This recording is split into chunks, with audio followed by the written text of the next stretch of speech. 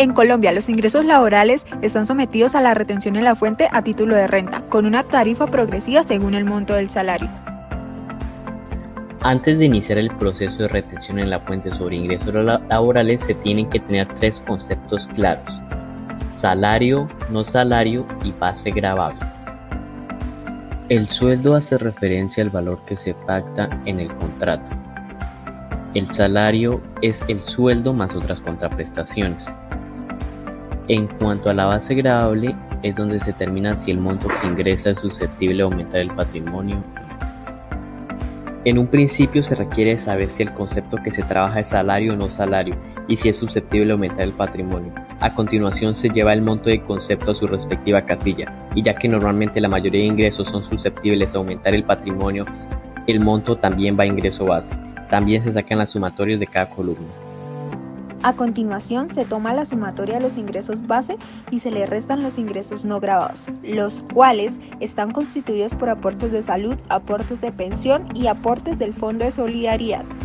Este sería el subtotal 1.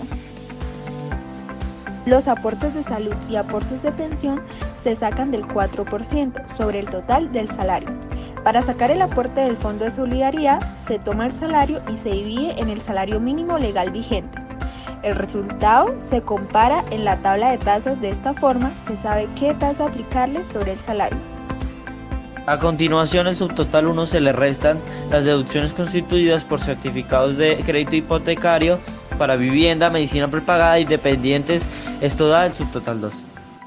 Para sacar crédito hipotecario para vivienda según el artículo 119 no puede ser deducciones mayores a 100 VT anuales. La medicina prepagada según el artículo 387 no puede ser mayor a 16 VT mensuales.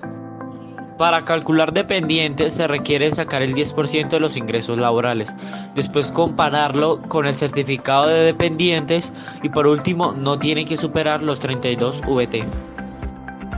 El siguiente paso es tomar el subtotal número 2 y restarle las deducciones.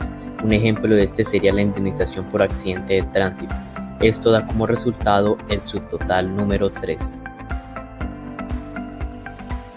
El siguiente paso es tomar el subtotal número 3 y restar el 25% de exentos. Esto da el total para sacar la base gravable.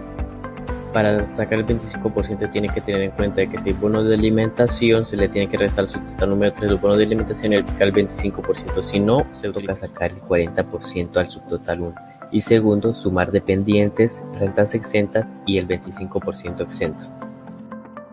Si la suma de dependientes, rentas exentas y el 25% exento es menor al 40% del subtotal 1, se lleva la base gravable que se venía realizando anteriormente. Por el contrario, si el 40% del subtotal 1 es menor a la sumatoria de dependientes, rentas exentas y el 25% exento, se saca una nueva base gravable de la diferencia entre el subtotal 1 y el 40% del subtotal 1. Para saber el valor a retener se toma la base gravable y se convierte en VT dividiendo la base gravable en el valor de la VT.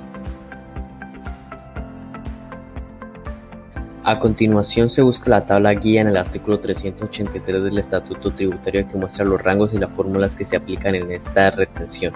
Se aplica la fórmula que se muestra en la tabla dependiendo del rango que aplique la base gravable.